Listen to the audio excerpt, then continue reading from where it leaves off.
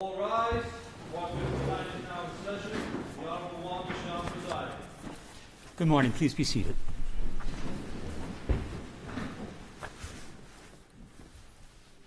Calling Part 59 calendar number 1, Donald Trump, indictment 71543 of 23. Your appearances, please. Good morning. For the people, ADA's Joshua Steinglass, Christopher Conroy, Susan Hoffinger, Becky Mangold, Matthew Colangelo, and Catherine Ellis. Good morning, people. Emil Bovey for President Trump, who's appearing via Teams. He's co-located with my partner, Todd Blanche. All right. Good morning, Ms. Bovey. Good morning, Mr. Blanche. Good morning, Mr. Trump. Good morning. Although Mr. Bovey has already alluded to it, just for the record, I want to make clear that Mr. Blanche is appearing virtually with Mr. Trump, and you're currently in Florida, is that correct? Yes, that's correct, Your Honor. Okay, and Mr. Trump's other attorney, Mr. Bovey, is with us in the courtroom. Pursuant to this court's decision and order dated January 3rd, 2025, Mr. Trump was given the option of appearing virtually, and subsequently counsel for Mr. Trump informed this court that Mr. Trump had elected to waive personal appearance and appear virtually. The position of sentence in this matter is permitted in New York, and I direct your attention to the matter of People v. Reyes, 72 Miscellaneous 3rd, 1133, 2021. Before turning to the matter of sentencing, I want to confirm that the people and defense counsel have both received copies of the probation report. You have not? Thank All right, let the record reflect that the people are being handed a copy now. Mr. Bovey's being handed a copy. Why don't you take some time and look at it, okay? Thank you.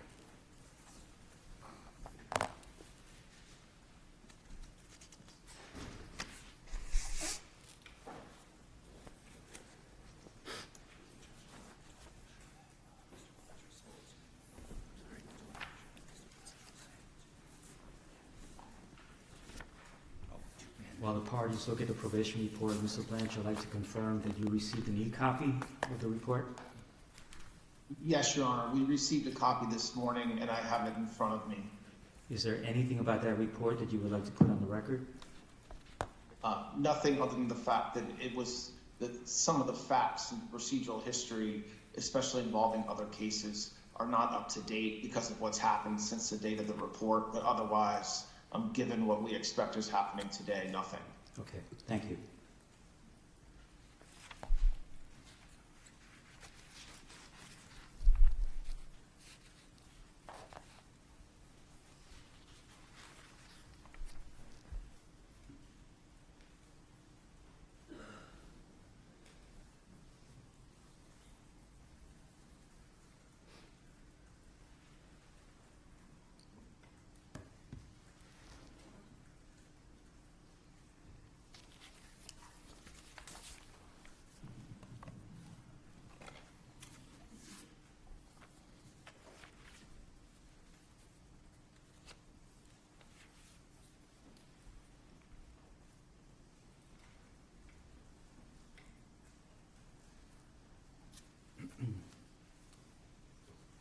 People, is there anything about the probation report that you would like to put on the record?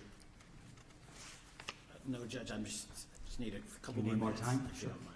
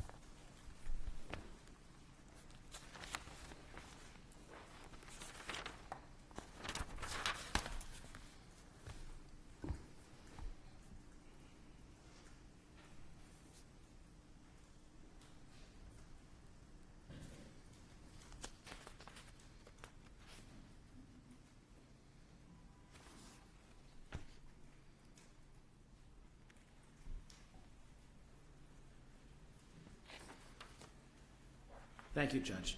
Sure. I don't think there's anything that we need to put on the record about it. Okay, thank you. Let's impose sentence, please. Donald Trump, you're before the court for sentence following the conviction by trial to 34 counts of falsifying business records in the first degree. Before being sentenced, the court will allow you, your attorney, and the assistant district attorney an opportunity to address the court with any matters relevant to sentencing. For the people, Thank you. Judge, where's the preferred place for me to stand? Wherever you feel comfortable. Okay. The defendant in this case, as you know, stands convicted of 34 counts of falsifying business records in the first degree, all Class E felonies. Each carries a range of authorized sentencing options for as much as 1 1/3 to 4 years in state prison to a variety of non-incarceratory sentences. In this court's January 3rd decision on the defendant's Clayton motion, Your Honor indicated an inclination to impose an unconditional discharge. Under all the circumstances of this case, its unique posture and the defendant's status as president-elect, the people recommend a sentence of an unconditional discharge. In finding the defendant guilty in this case, the jury necessarily found unanimously that the defendant falsified 34 separate entries in his business records with the intent to defraud, which included an intent to commit or conceal a conspiracy to promote his own election by unlawful means. Having presided over the trial, Your Honor is very familiar with the conduct, its seriousness, and the overwhelming evidence to support the jury's verdict. I'm certainly not going to rehash that now. In last week's decision on January 3rd, this court referred to the gravamen of the defendant's conduct, his criminal conduct in this case, as constituting, quote, premeditated and continuous deception. The verdict was delivered by a jury that was carefully chosen using an extensive questionnaire based on suggestions from both parties and after thorough questioning of the prospective jurors by both sides. The verdict in this case was unanimous and decisive, and it must be respected.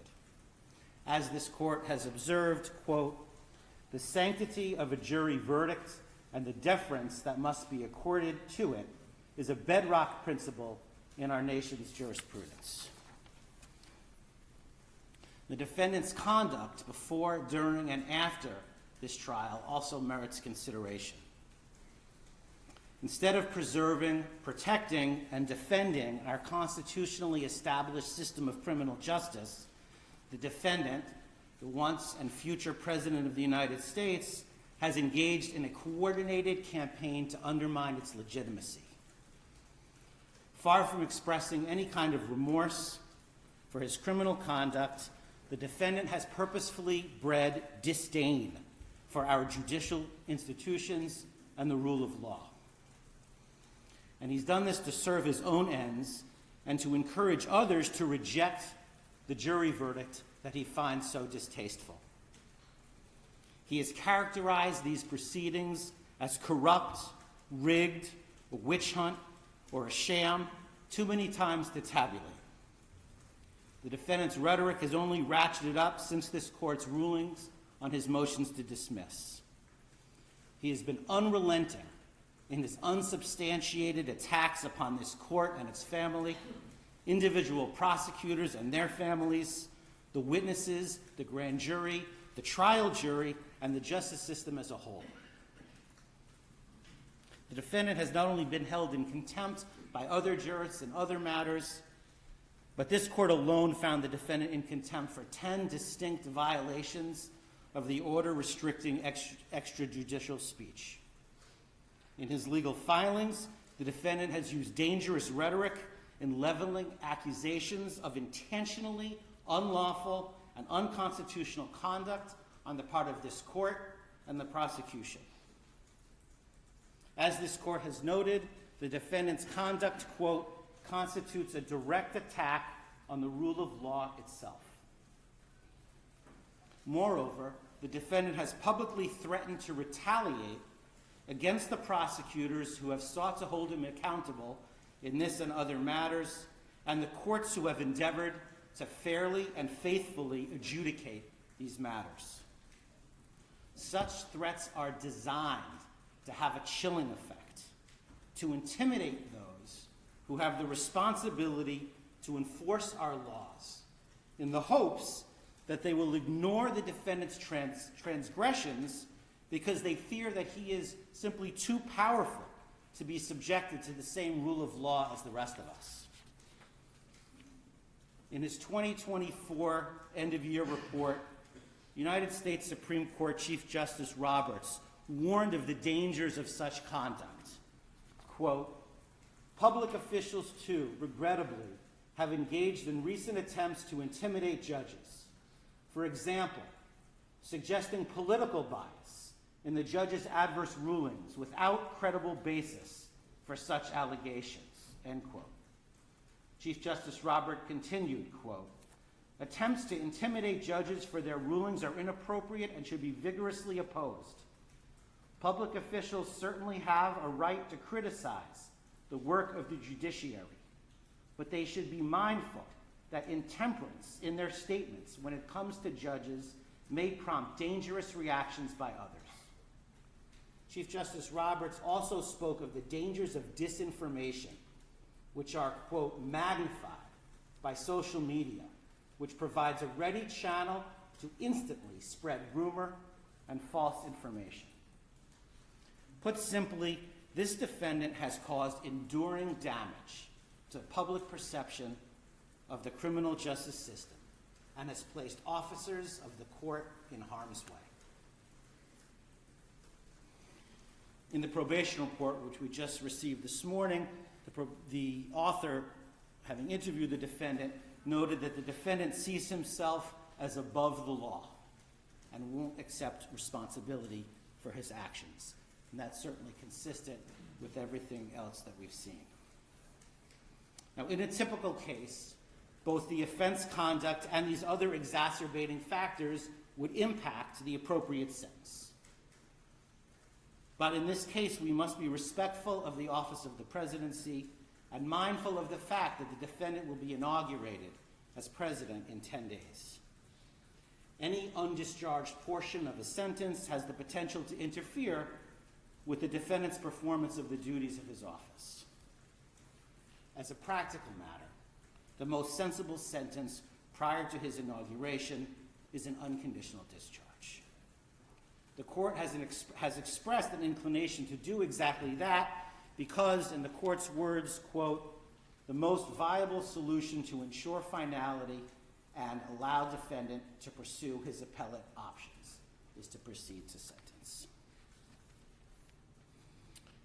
Now, as you know, in New York, a conditional discharge is authorized by the penal law, quote, "if the court, having regard to the nature and circumstances of the offense and to the history, character, and condition of the defendant, is of the opinion that neither the public interest nor the ends of justice would be served by a sentence of imprisonment and that probation supervision is not appropriate."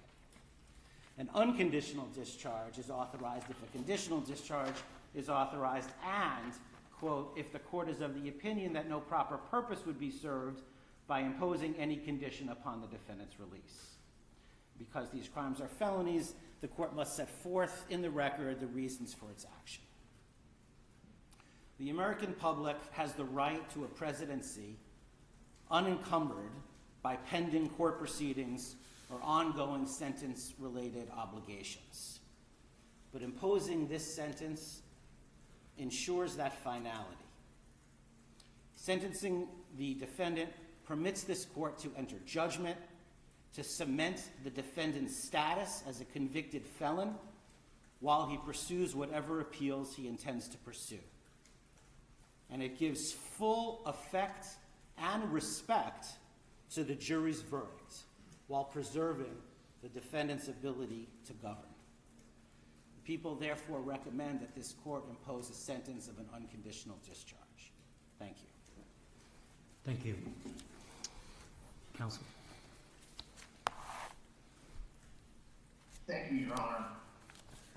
I very, very much disagree with much of what the government just said about this case about the legitimacy of what happened in this courtroom during the trial and about President Trump's conduct fighting this case from before it was indicted, to while it was indicted, through the jury's verdict, and even to this day.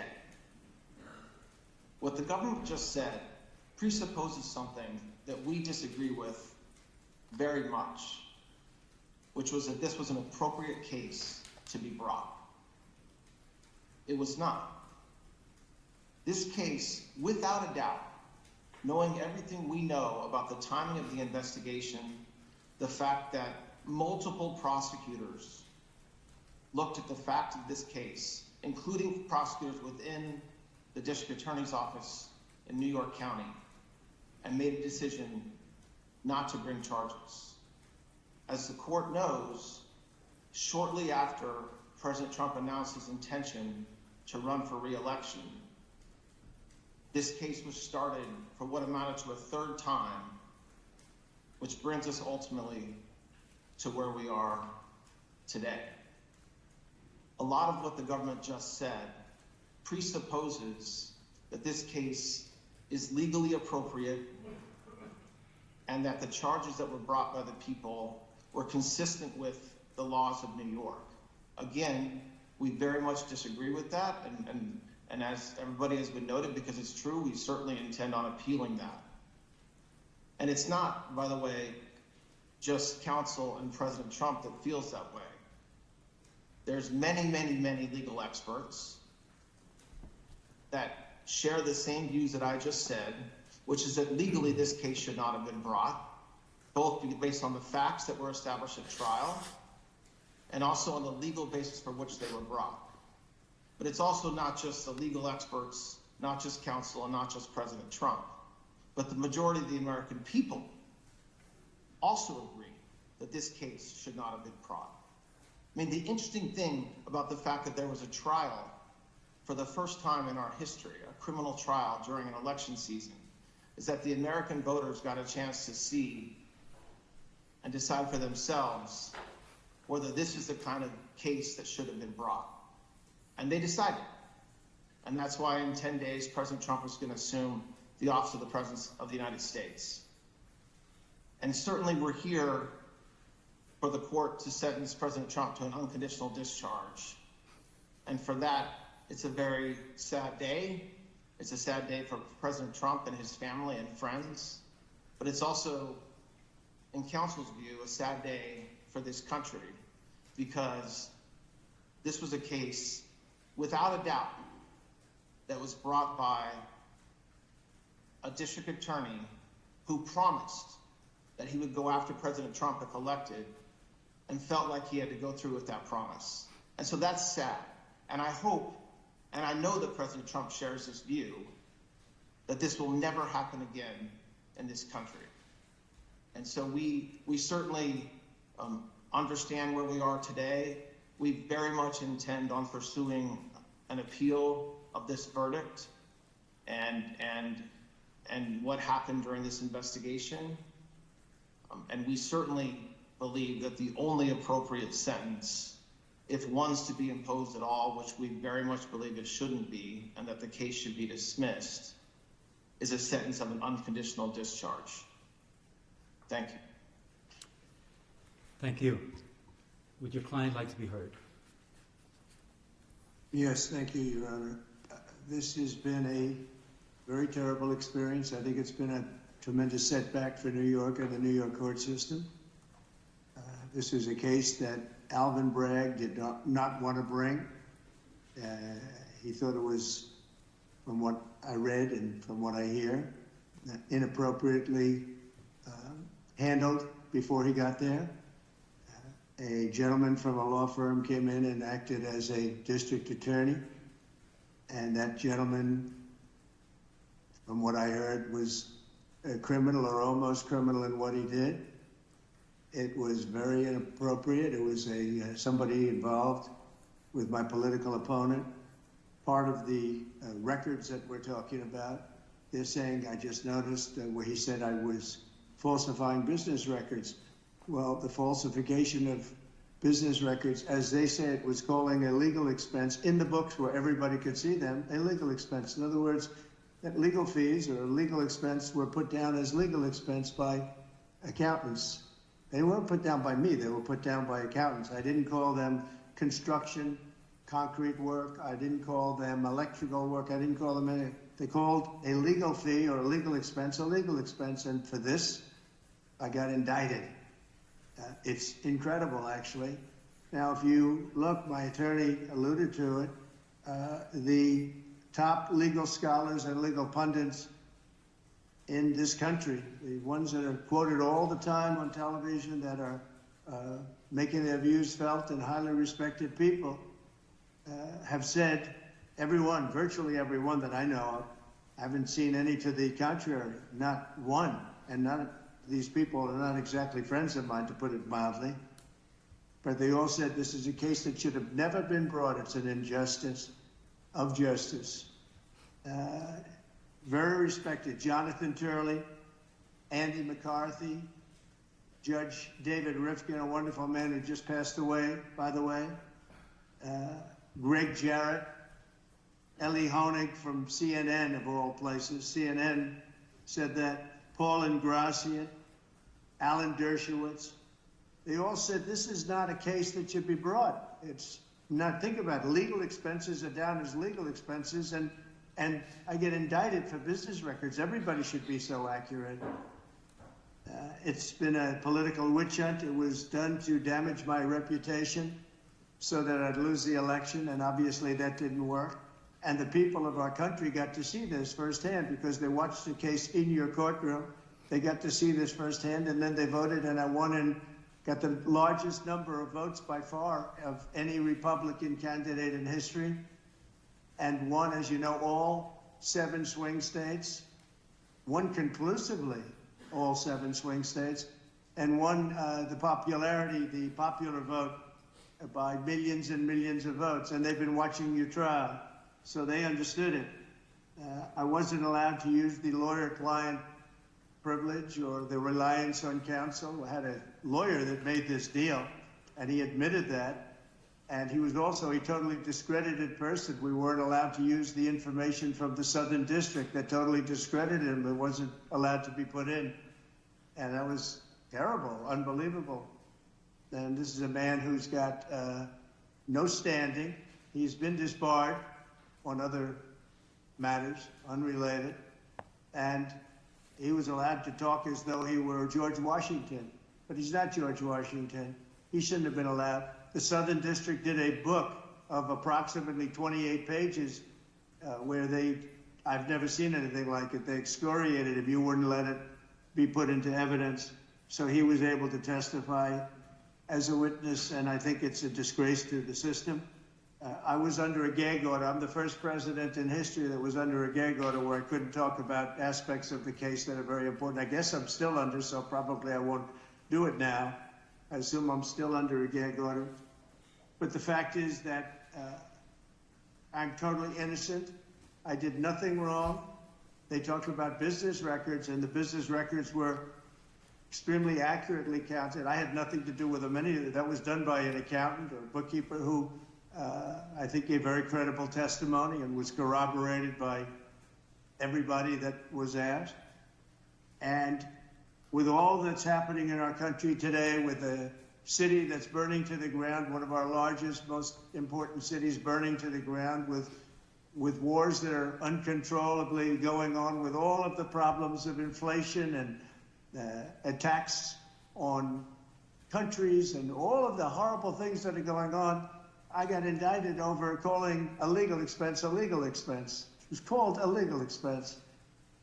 I just want to say I think it's an embarrassment to New York, and New York has a lot of problems, but this is a great embarrassment. I believe that this and other cases that were brought, as you know, the DOJ is very much involved in this case. That's because that's the political opponent they're talking about.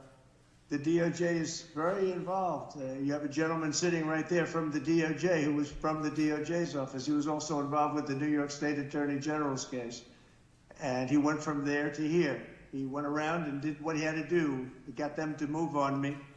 But in the meantime, I won the election, and a massive landslide, and the people of this country understand what's gone on. This has been a weaponization of government. They call it lawfare.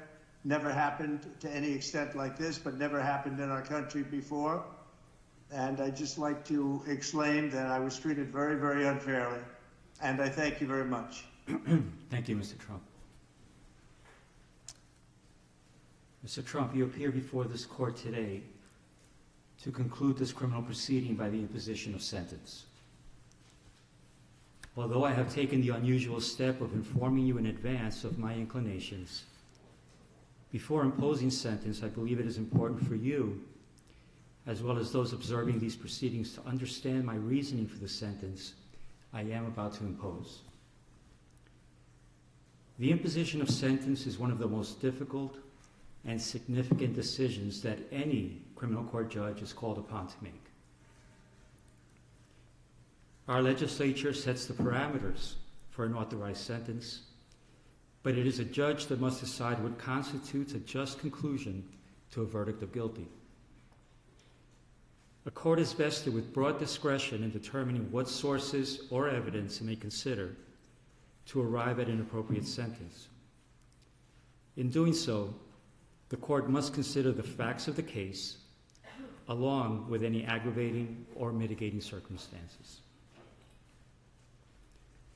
In my time on the bench, I've been called upon to grapple with this weighty responsibility for countless defendants who have been found guilty after trial for an assortment of offenses, ranging from nonviolent Class E felonies to the most heinous of crimes, including homicides, sex trafficking, and child sexual abuse. The task is always difficult and deserving of careful consideration, whether the sentence be an unconditional discharge or incarceration of 25 years to life. However, never before has this court been presented with such a unique and remarkable set of circumstances. Indeed, it can be viewed fairly that this has been a truly extraordinary case. There was unprecedented media attention, public interest, and heightened security involving various agencies.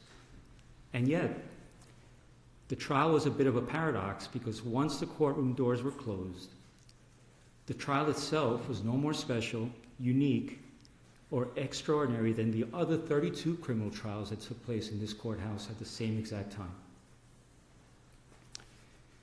Jury selection was conducted, the same rules of evidence were followed, opening statements were made, witnesses called and cross-examined, evidence presented, summations delivered, the same burden of proof was applied, and a jury made up of ordinary citizens delivered a verdict. And it was all conducted pursuant to the rules of procedure and guided by the law. Of course, part of what made it feel somewhat ordinary was the outstanding work, preparation, and professionalism of the clerks, court officers, court reporters, security personnel, and the entire staff of this building who did their jobs as they would with any other criminal trial. So while one can argue that the trial itself was in many respects somewhat ordinary, the same cannot be said about the circumstances surrounding this sentencing. And that is because of the office you once occupied and which you will soon occupy again. To be sure, it is the legal protections afforded to the office of the President of the United States that are extraordinary, not the occupant of the office. The legal protections, especially within the context of a criminal prosecution, afforded to the office of the President have been laid out by our founders, the Constitution, and most recently interpreted by the United States Supreme Court in the matter of Trump versus the United States, which was decided on July 1st, 2024.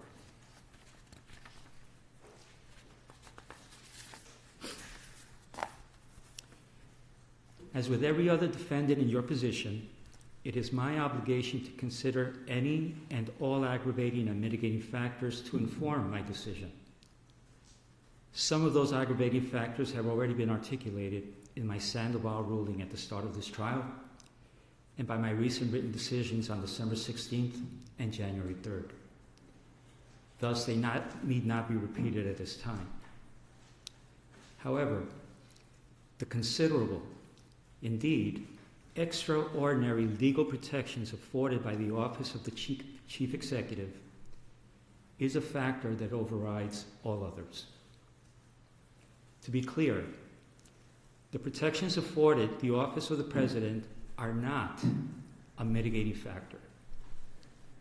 They do not reduce the seriousness of the crime or justify its commission in any way. The protections are, however, a legal mandate which, pursuant to the rule of law, this court must respect and follow. However, despite the extraordinary breadth of those protections, one power they do not provide is the power to erase a jury verdict. It is clear from legal precedent, which until July 1st was scarce, that Donald Trump, the ordinary citizen, Donald Trump, the criminal defendant, would not be entitled to such considerable protections. I'm referring to protections that extend well beyond those afforded the average defendant who winds their way through the criminal justice system each day. No, ordinary citizens do not receive those legal protections. It is the office of the President that bestows those far-reaching protections to the office holder. And it was the citizenry of this nation that recently decided that you should once again receive the benefits of those protections, which include, among other things, the Supremacy Clause and presidential immunity. It is through that lens and that reality that this court must determine a lawful sentence. After careful analysis, in obedience to governing mandates, and pursuant to the rule of law, this court has determined that the only lawful sentence that permits entry of a judgment of conviction without encroaching upon the highest office in the land is an unconditional discharge, which the New York State Legislature has determined is a lawful and permissible sentence for the crime of falsifying business records in the first degree. Therefore, at this time, I impose that sentence to cover all 34 counts. Sir, I wish you Godspeed as you assume your second term in office. Thank you.